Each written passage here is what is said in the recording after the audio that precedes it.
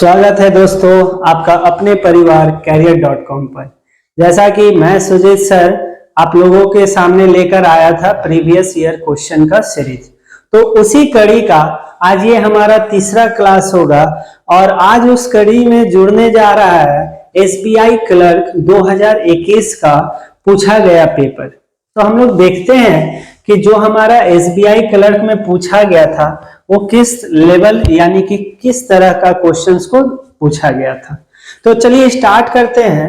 हमारे पास यहाँ देखोगे जो फर्स्ट क्वेश्चन था हमारे नंबर सीरीज का। तो सबसे पहले आपको ये पैटर्न पता रहना चाहिए कि बैंक में जो आपका मैथ्स का पैटर्न होता है वो क्या होता है। एक आपको पूरे नंबर का स्ट्रक्चर मैं बता देता हूं, उसके बाद फिर हम लोग क्वेश्चंस को देखेंगे। तो सबसे पहले यहां पर देखोगे अगर मेरे पास जो आ रहा है आपका 5 मार्क्स का नंबर सीरीज के क्वेश्चंस आते हैं और ये जो नंबर सीरीज होता है 2 टाइप्स में पूछे जाते हैं, या तो मिसिंग नंबर भी हो सकता है या फिर रॉन्ग नंबर सीरीज हो सकता है। तो इसका 2 कैटेगरीज होते हैं, या तो आपका मिसिंग नंबर सीरीज या फिर सेकेंड में अगर आप बात करो तो इसी का आपके टॉपिक पर आता है रॉन्ग नंबर सीरीज।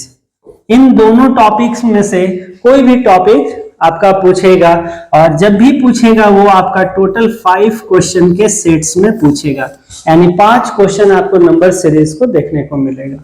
देन फिर आते हैं, उसके बाद आपसे पूछता है क्या, सिंप्लीफिकेशंस। तो सिंप्लीफिकेशंस के अगर आपसे क्वेश्चन पूछे जाते हैं तो वो 5 to 10 क्वेश्चंस पूछे जाएंगे। तो आप सोच रहे होंगे कि सर ये तो बहुत ही सिंपल टॉपिक है, नंबर सीरीज, सिंप्लीफिकेशन, ये जस्ट कैलकुलेशन ही तो है, हम लोग बहुत ही इजीली सॉल्व करेंगे। तो आप देख सकते हो ये जो टॉपिक होता है जनरली आपकी स्पीड टेस्ट के लिए दिया जाता है। अगर इसको बनाने के लिए दिया जाए, हर कोई बनाता है, बट आप एग्जाम टाइम में कितने कम से कम टाइम में बनाते हो वो मैटर करता है।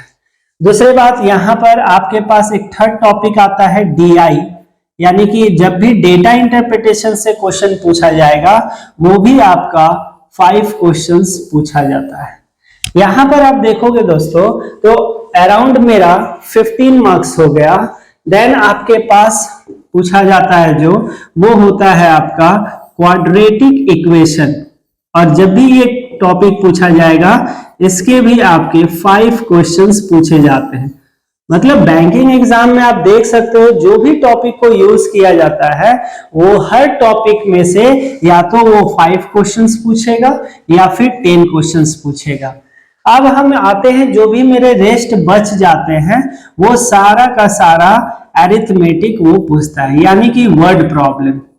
इसके रेंज डिफरेंट हो सकते हैं, किसी में 10 क्वेश्चन, किसी में 12 क्वेश्चन, इसके रेंज में पूछे जाते हैं, है ना। और भी बहुत सारे टॉपिक है, बट जनरली जो मेन टॉपिक होता है मेरा number series, simplification, DI, quadratic equation and arithmetic. तो इसी पर बेस्ड आपके बैंकिंग के मैथ्स के पेपर पूछे जाते हैं। तो आप देखोगे कि नंबर सीरीज, सिंप्लीफिकेशन, डीआई आप जितनी स्पीड में कर सको आपके लिए उतना ही बेनिफिशियल होता है, क्योंकि पर पेपर यानी मैथ्स के लिए आपको टाइम दिया जाता है कितना, 20 मिनट्स, और इस 20 मिनट में आपको टोटल 35 क्वेश्चन से लेकर 40 क्वेश्चंस को सॉल्व करने होते हैं। ठीक है, तो हम लोग उसी पेपर को देखेंगे कि जो आपका एसबीआई क्लर्क 2021 में पूछा गया था पेपर, उसका लेवल, और वहां पर हम लोग प्रीवियस ईयर क्वेश्चंस का भी प्रैक्टिस करेंगे। तो चलो अब स्टार्ट करते हैं हम अपने क्वेश्चन नंबर 1 से। तो देखते हैं हम अपने क्वेश्चन को, यानी कि क्वेश्चन नंबर 1। ये जो आपसे क्वेश्चन पूछा था देखोगे नंबर सीरीज का, एक नंबर है 54, 65, 78, फिर है क्वेश्चन मार्क, फिर यहाँ देखोगे 114, 137। सिंपल इस क्वेश्चंस को बनाने के लिए, नंबर सीरीज के क्वेश्चंस को बनाने के लिए आप सबसे पहला काम करोगे कि डिफरेंस निकाल लोगे। अगर हम इसमें से डिफरेंस निकालते हैं 54 और 65 में, तो मेरा डिफरेंस कितने का आ रहा है, 11 का। 65 और 78 में अगर डिफरेंस निकालते हैं तो मेरा डिफरेंस कितने का आ रहा है, 13 का। अभी तक आपको समझ में नहीं आया होगा, देन फिर हम नेक्स्ट मूव करते हैं 114 से 137 में आपको डिफरेंस निकालना होगा। तो बताओ फ्रेंड्स, इसमें से डिफरेंस अगर निकालोगे तो कितना हो जाएगा, 23 का। तो जनरली ये जो डिफरेंस आ रहा है आपको देखकर समझ में आ गया होगा कि ये जो मेरे नंबर्स है ये कौन से नंबर्स हैं, प्राइम नंबर्स। तो ये बताओ 11 के बाद जो प्राइम नंबर्स होता है उसको लिया गया है 13। तो 13 के बाद जो मेरा प्राइम नंबर्स होता है वो क्या होता है, तो हम बोलेंगे क्या होता है, 17। तो बताओ तो ये 78 में वापस से हम अगर 17 को ऐड कर दे तो मेरा रिजल्ट क्या आ जाएगा, तो हम बोलेंगे 95। अगर आपको चेक करना है कि ये जो आपका आंसर आया 95 वो राइट है या रॉन्ग, तो आप बताओ 17 के बाद में जो आपका नंबर होता है प्राइम नंबर्स वो क्या होता है, तो होता है आपका 19। तो जैसे ही आप इस 95 में 19 को ऐड करोगे तो आपका आंसर क्या बनेगा, 114। दैट मीन्स कि ये मेरा जो लॉजिक था कि ये आपका जो सीरीज चल रहा था प्राइम नंबर्स के सीरीज पर बेस्ड था, ये लॉजिक आपका कंफर्म हुआ। यानी कि इस क्वेश्चन का जो मेरा आंसर बनता वो क्या बनता, तो मेरा आंसर बनता ऑप्शन नंबर सी यानी कि 95।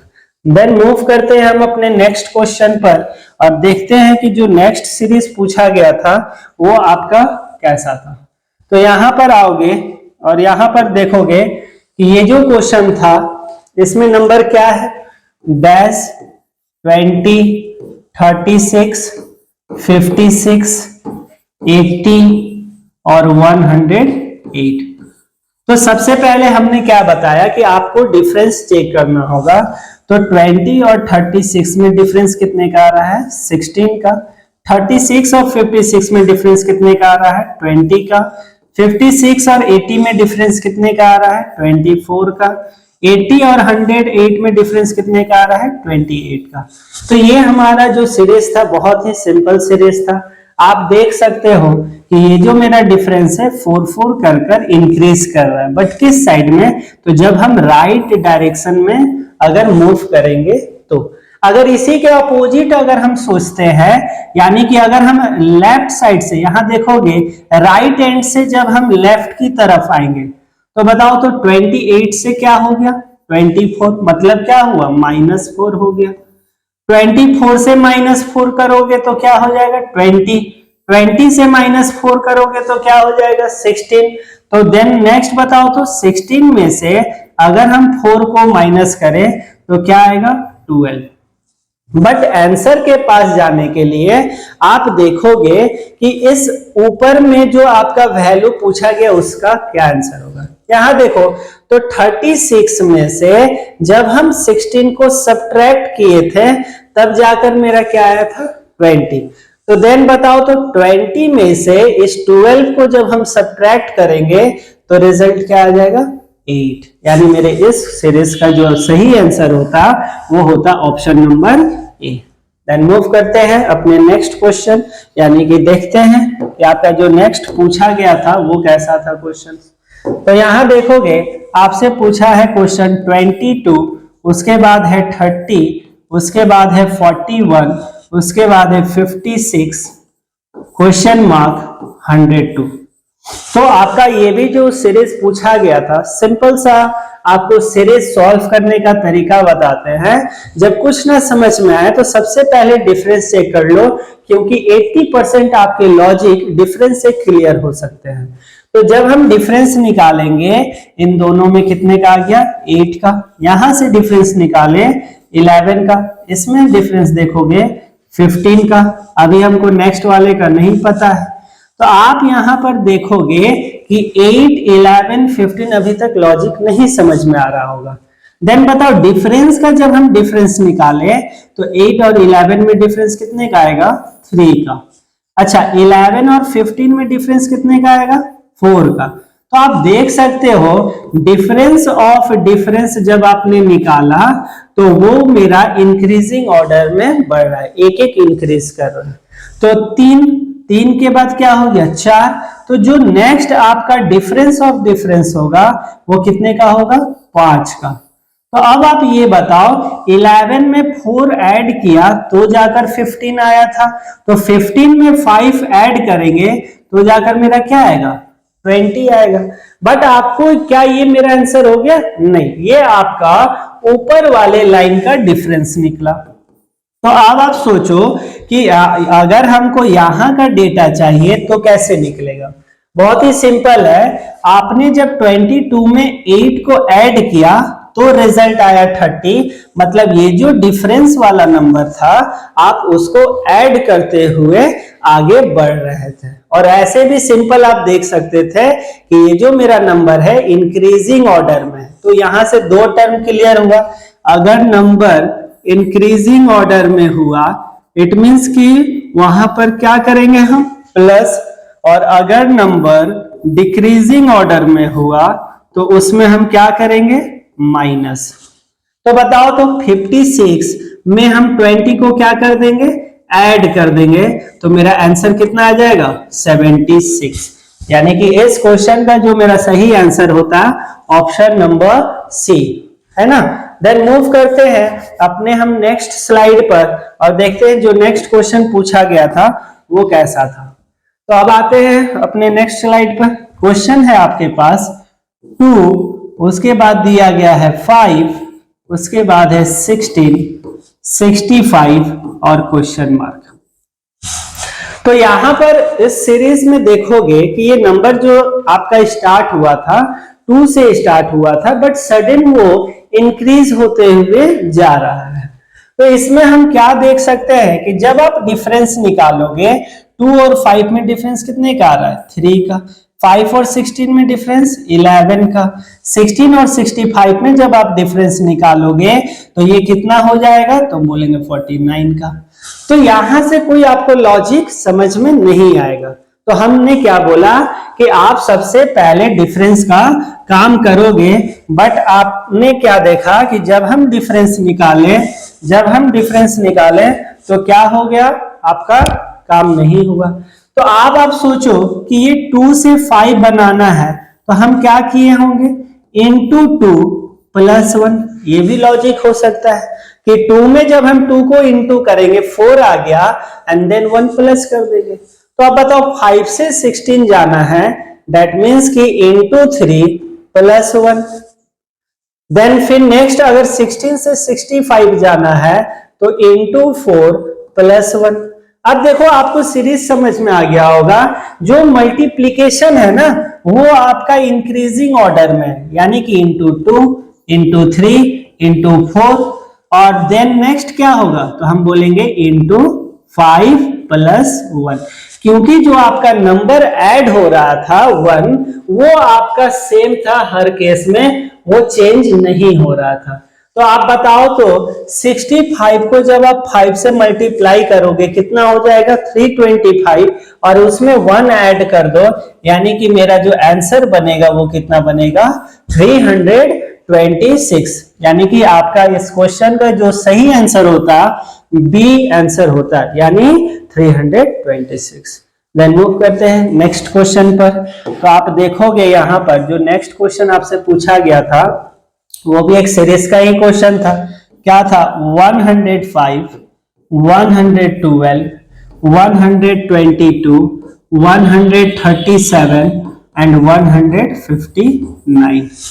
तो आपसे पूछा गया है कि 105 के जो पहले बॉक्स होगा उसमें वैल्यू क्या आएगा। तो यहां पर ध्यान देना कि 105 और 12 में डिफरेंस कितने का आ रहा है 7 का, 112 और 22 में 10 का।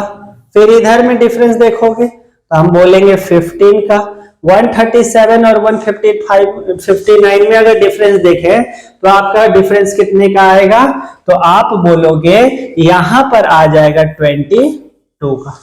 तो आप जब डिफरेंस निकाले तो यहां पर लॉजिक आपको समझ में नहीं आया होगा।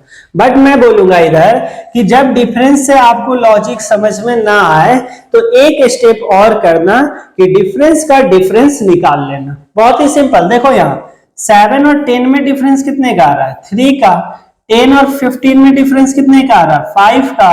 और 15 और 22 में डिफरेंस कितने का आ रहा है? 7 का। अब आपको समझ में आ गया होगा कि जो डिफरेंस ऑफ डिफरेंस चल रहा है, यानी जो आपका डिफरेंस निकला था उसका भी डिफरेंस जब आपने निकाला तो वहां से लॉजिक क्या समझ में आया कि वो 2 कर कर इंक्रीज कर रहा है। मैंने बोला इंक्रीज कर रहा है, लेकिन किस रेस्पेक्टिव में? जब हम लेफ्ट से राइट की तरफ जाएंगे तो। बट इसी के अपोजिट जब हम राइट से हम लेफ्ट की तरफ आएंगे तो यही नंबर को हम क्या बोलेंगे कि वो 2 कर कर क्या कर रहा है? डिक्रीज कर रहा है। ध्यान देना, तो 7 से 5 हो गया यानी 2 डिक्रीज, 5 से 3 हो गया यानी 2 डिक्रीज। तो आप बताओ तो 3 से आपको कितना डिक्रीज करना होगा? 2। तो यहां पर क्या आएगा? 1। ये जो आया ये डिफरेंस ऑफ डिफरेंस आया। तो अब आप ये सोचो, लॉजिक यहां पर ये लगाओ कि मैंने तो यहां नीचे वाला डिफरेंस निकाला ना, तो यहां से सबसे पहले आपको इस लेवल पर जाना होगा, ऊपर वाले में। कैसे जा सकते हैं? यहां देखो 22 में 7 को सब्ट्रैक्ट करेंगे तो कितना आएगा? 15। 15 में 5 को सब्ट्रैक्ट करेंगे तो क्या आएगा? 10। यानी कि ऊपर वाले नंबर में से हमको नीचे वाला जो डिफरेंस आया उसको सब्ट्रैक्ट करना है। तो 7 में से 1 घटा देंगे, कितना आ जाएगा? 6। अब ये बताओ, आपको पता चल गया कि जो मेरा यहाँ क्वेश्चन पूछा गया था और जो नेक्स्ट नंबर था 105, उसके बीच में जो डिफरेंस आएगा वो 6 का होगा। तो यहां से अब आपको बताना है कि ये जो 6 होगा ये मेरा प्लस होगा या माइनस। तो सिंपल आप देखोगे कि हमने मूव कहां से किया? राइट से। राइट से लेफ्ट की तरफ जा रहे हैं, तो ये नंबर क्या हो रहा है? डिक्रीज हो रहा है। तो 105 में आप 6 को डिक्रीज कर दोगे तो आंसर मेरा क्या बनेगा? 99। यानी कि मेरा इस क्वेश्चन का जो सही आंसर होता वो होता 99। तो देन मूव करते हैं हम अपने नेक्स्ट स्लाइड पर, यानी कि देखते हैं जो नेक्स्ट क्वेश्चन पूछा गया था वो क्या था। तो जो मेरा नेक्स्ट क्वेश्चन था, नेक्स्ट टॉपिक था, वो हमारा था सिंप्लीफिकेशन का। यानी कि ये टॉपिक भी आपका बैंकिंग एस्पिरेंट्स के लिए द मोस्ट इंपॉर्टेंट टॉपिक होता है।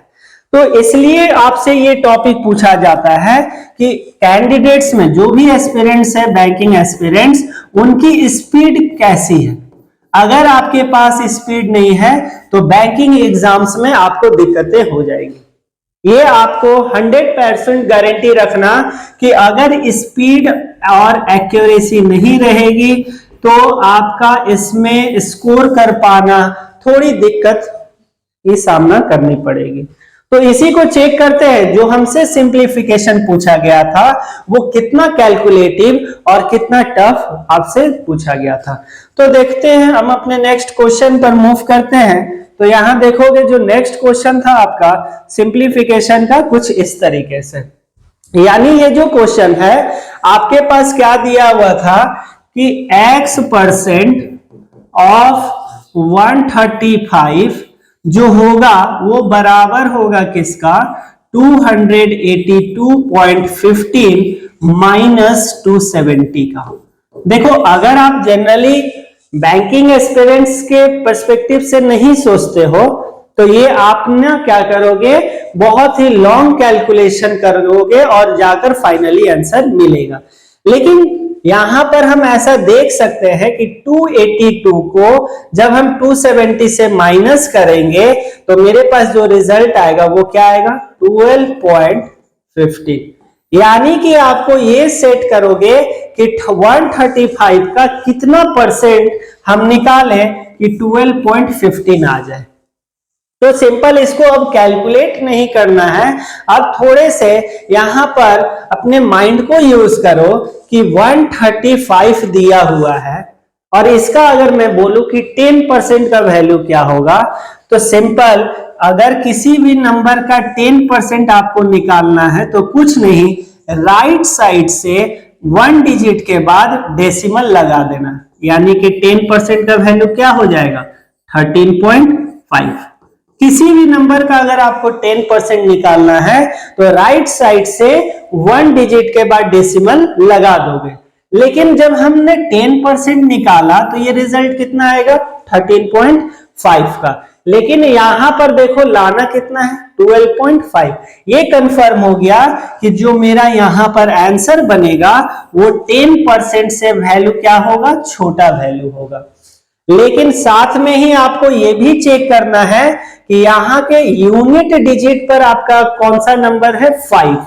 तो आप देखो ऑप्शन एलिमिनेट करो, क्या ये 10 हो सकता है, नहीं। 11 नहीं होगा, 17 नहीं होगा, क्योंकि आपने पहले ही चेक कर लिया कि 10% से वैल्यू छोटा लेना है। तो बताओ अब बचा मेरे पास 9 और एक बचा 8। तो इस 135 में कौन सा नंबर के साथ मैं मल्टीप्लाई करूं कि आपका यूनिट डिजिट क्या बनेगा 5 बनेगा। तो आप देखो तो 8 से अगर मल्टीप्लाई करते हैं इस 135 में तो 8 5 जा क्या होता है 40, जो कि यूनिट डिजिट 0 बना देगा, 5 नहीं बनाएगा। यानी एक मेरा आंसर भी रॉन्ग होगा। यानी कि फाइनली जो आपका आंसर होता वो 9% होता। 9 5 जा क्या बनता 45। देन मूव करते हैं हम अपने नेक्स्ट स्लाइड पर और देखते हैं जो आपका क्वेश्चन पूछा गया था नेक्स्ट वो कैसा था। तो यहां पर क्वेश्चन सिंपल सा था 1/200 प्लस 1/400 600 800 ये जो होगा इक्वल होगा 4/x का। तो x का वैल्यू बताओ। तो सिंपल यहां पर आप क्या करोगे ऐसे क्वेश्चनों में कि 200 400 600 और 800 का एलसीएम क्या होगा। तो जनरली हम लोग इतना लंबा ना कर ऐसा हमको पता है कि ये जो 00 है इसका एलसीएम हम लेंगे तो ये तो 00 ही आएगा क्योंकि सब में सेम है। और अब आपको नंबर एलसीएम निकालना है किसका 2 का 4 का 6 का 8 का।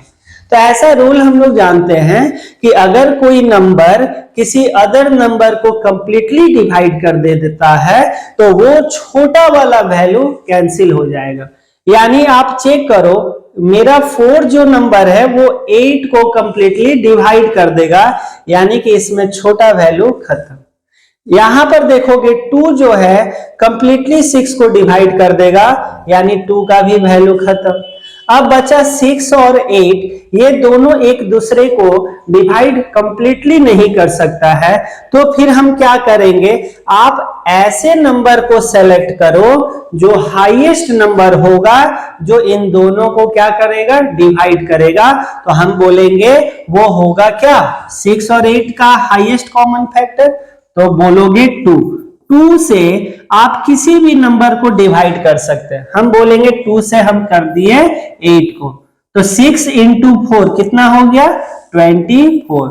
तो ये एग्जाम में बहुत ही जल्दी आपको करना होता है कब, जब इस यहां पर ये जो टॉपिक है एलसीएम का ये आपका क्लियर होगा। तो अब आप देखोगे आपका एलसीएम कितना आ गया 2400। तो बताओ 200 से जब आप कंपेयर करोगे तो यहां पर रिजल्ट क्या आ जाएगा 12 प्लस ये रिजल्ट क्या दे देगा 6 plus 4 plus 3 equal to 4/x।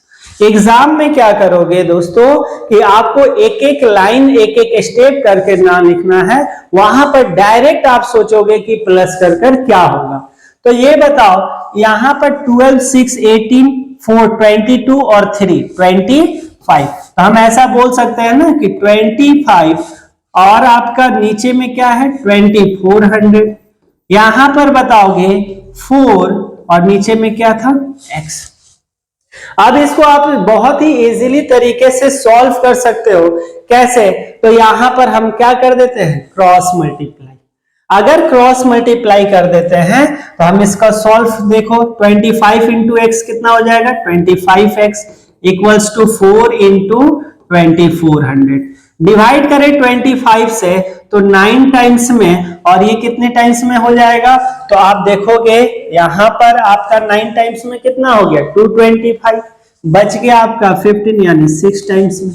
तो आपके पास जो x का वैल्यू बनेगा वो कितना बन जाएगा 384। तो आपका इस क्वेश्चन का जो सही आंसर होता यानी कि option number C. Then move करते हैं अपने नेक्स्ट स्लाइड पर, यानी कि जो नेक्स्ट क्वेश्चन पूछा था देखते हैं क्या था क्वेश्चन। तो ये भी आपका सिंप्लीफिकेशन का क्वेश्चन है और ये एक अच्छे लेवल का क्वेश्चन है। कहने का मतलब ये देखने में जितना सिंपल लग रहा है, जब यहाँ पर 60% स्टूडेंट इसको सॉल्व करते हैं तो कंफ्यूजन यहाँ आता है कि इस 512 को पहले 81 से डिवाइड करूं या 72 से, क्योंकि दोनों केस में यहां पर भी डिवीजन है और यहां पर भी डिवीजन है। अब से आपके एग्जाम में कभी भी ऐसा क्वेश्चन आएगा जहां पर दो बार डिवीजन यूज किया गया है, उसके लिए बहुत ही सिंपल तरीका से हम इसको सॉल्व करेंगे। देखो आपके पास यहाँ क्वेश्चन मार्क का स्क्वायर है, मींस क्या है, एक्स स्क्वायर इक्वल्स टू है 512। अब यहां ध्यान देना कि ये डिवाइडेड बाई 81 और डिवाइडेड बाई क्या है 72। तो जो दोनों नंबर आपको डिवाइड में दिख रहा था तो डिवाइड कर दो 81 और 72, दोनों को एक साथ ही डिवाइड कर देना, लेकिन कंडीशन क्या, बीच में मल्टीप्लाई का साइन लगाकर। अगर आगे के एग्जाम में वो तीन नंबर एक साथ डिवीजन के लिए दे दे तो कोई दिक्कत नहीं, सब तीनों नंबर के साथ डिवाइड कर देना, लेकिन कंडीशन कि सारे नंबर के बीच में क्या लगा देना, मल्टीप्लाई। एंड यहां पर देखोगे क्वेश्चन में इंटू 2916। अब अगर हम इसको कट करें तो यहां से देखोगे 81 से अगर हम कट करते हैं तो 3 बार में कट करोगे, ये कितना हो जाएगा 243। देन फिर अगर आप कट करोगे कितने टाइम्स में कट हो जाएगा 6 टाइम्स में, यानी कि 81 जो है 36 टाइम्स में ये इस पूरे नंबर को डिवाइड कर देगा। अब 36 से डिवाइड करोगे तो ये 72 कितने टाइम्स में, 2 टाइम्स में, और अब आप यहां से सॉल्व करोगे तो ये कितना आ जाएगा 256। तो आपको पता चल गया कि एक्स स्क्वायर का वैल्यू कितना आ गया 256। अब जनरली हमको इसके लिए ये स्क्वायर उधर जाता है तो रूट लगता है, बट इतना हम लोग एग्जाम में समय नहीं होता है कि हम लोग इतना काम करेंगे। तो इसके लिए क्या करेंगे, जनरली हमको याद रहना चाहिए कि किस नंबर का स्क्वायर हमारा आंसर 256 होता है। तो यहां पर आपका आंसर क्या हो जाएगा 16, यानी 16 का जब आप स्क्वायर करोगे तो हमारा आंसर क्या बनेगा 256। देन मूव करते हैं हम अपने नेक्स्ट स्लाइड पर और देखते हैं जो आपका नेक्स्ट क्वेश्चन पूछा गया था वो कैसा क्वेश्चन था। तो ये भी आपका एक सिंप्लीफिकेशन का क्वेश्चन है। तो आप कितने स्पीड में और कितने जल्दी बनाते हो क्वेश्चन को, वो डिपेंड करता है। आपके पास यहां पर जो क्वेश्चन है 9/2 प्लस 11/3 प्लस 17/6, तो 2, 3 और 6 का अगर एलसीएम का बात किया जाए तो अब आप देखोगे कि क्या ये 2 इस 6 को कंप्लीटली डिवाइड कर देता है, दैट मीन्स कि यहां छोटा वैल्यू खत्म। क्या ये 3 6 को इस कंप्लीटली डिवाइड कर पाता है, तो हाँ कर पाता है, इसलिए छोटा वैल्यू खत्म। तो यहां पर बच क्या गया 6, यानी इधर एलसीएम आपने निकाला तो आ जाएगा 6। 2 से आप देखोगे कितने टाइम्स में डिवाइड होगा, तो मेरा आंसर होगा 3 टाइम्स में, तो 3 9 जा 27। देखो ये जो जनरली आपका कॉन्सेप्ट होता है ये हम अपने एकेडमिक से ही सीखते आते हैं, बट बहुत ही लॉन्ग प्रोसेस में हम लोग सीखते हैं। अब यहां देखोगे 3 से कितने टाइम्स में, 2 टाइम्स में, तो ये क्या हो जाएगा 11 2 जा 22 प्लस ये तो 1 टाइम्स में, ये कितना हो जाएगा 17। यहां पर बराबर क्वेश्चन मार्क है, मतलब x प्लस में ये बताओ कि 5 और 10 का एलसीएम लिया जाए तो कितना आएगा 10। 5 से देखो कितने टाइम्स में, 2 टाइम्स में, यानी 12 2 जा 24 प्लस 10 से 1 टाइम्स में, मतलब ये कितना हो जाएगा 21। तो अब आप देखोगे कि जब हम इन सारे नंबरों को ऐड कर दें तो 27, 22 और 17 को ऐड करोगे तो ये मेरा कितना हो जाएगा 66, जो कि मेरे 6 से कंप्लीटली डिवाइड हो जाएगा कितने टाइम्स में 11 टाइम्स में। तो अब आप इस साइड का सॉल्व करो कि यहां 24 और 21 को ऐड करेंगे तो ये कितना आ जाएगा 45, और जब आपको 10 से डिवाइड करना है 45 को तो सिंपली हम क्या करते हैं, यहां पर 10 हटाकर यहां पर डेसिमल लगा देंगे। यानी कि अगर x का वैल्यू आपको चाहिए तो ये 4.5 को इधर लेकर आए LHS साइड में, तो क्या हो जाएगा -4.5। तो बताओ तो 11 में से अगर आप 4.5 को घटाते हो तो मेरा रिजल्ट कितना आ जाएगा 6.5। तो आप यहां पर देखोगे 6.5 मतलब क्या होगा आंसर, यानी ऑप्शन नंबर बी। तो इस तरीके के लॉजिक से आपकी प्रैक्टिस कितनी है बैंकिंग में यही चेक होती है कि आपकी स्पीड कितनी है, साथ में आपकी एक्यूरेसी कितनी है। अगर आपको लगता है कि सिंप्लीफिकेशन ये एक बहुत ही इजी टॉपिक है, तो आप ऐसा मिस्टेक कर रहे हो, क्योंकि एग्जामिनर इसी क्वेश्चंस में इसी टॉपिक से आपको ऐसे ऐसे क्वेश्चन देकर फंसा सकता है जहां पर आप एक एक क्वेश्चन को सॉल्व करने के लिए 5 मिनट्स लगा दोगे और ये लास्ट में कंफर्मेशन भी नहीं होगा कि राइट है या रॉन्ग। ठीक है, तो ऐसे ही अपडेटेड क्वेश्चंस, जी हाँ दोस्तों आप ध्यान देना, अपडेटेड क्वेश्चंस का मैंने बात किया, तो ऐसे ही अपडेटेड क्वेश्चंस हमारे ऐप पर भी आपको बहुत सारे, आप यहाँ पर जो सिलेक्टेड क्वेश्चंस देखा हमारे ऐप पर चैप्टर वाइज 4 मार्च को हमारा एक ऑनलाइन बैच आ रहा है, आप उसको जाकर परचेज कर सकते हैं। और हमारा ऐप कैरियर.com जो कि आपका प्ले स्टोर में भी अवेलेबल है। और आप यहाँ पर देख सकते हो कि जो हमारा ऑफलाइन सेंटर है वहां पर भी बहुत सारे स्टूडेंट्स आते हैं और चीजों को सीखते हैं। और आपका अपना अगर कॉन्सेप्ट क्लियर करना है तो आप चाहे ऑनलाइन या ऑफलाइन जिस भी मोड में आप कंफर्टेबल हो आप आओ और आप यहाँ पर यहाँ की चीजों को कॉन्सेप्ट, यहाँ पर क्वेश्चंस, अपडेटेड क्वेश्चंस, वो सारे चीजों को आप यहाँ पर बैठकर भी सीख सकते हो या फिर अपने घर पर भी रहकर ऑनलाइन सीख सकते हो। धन्यवाद।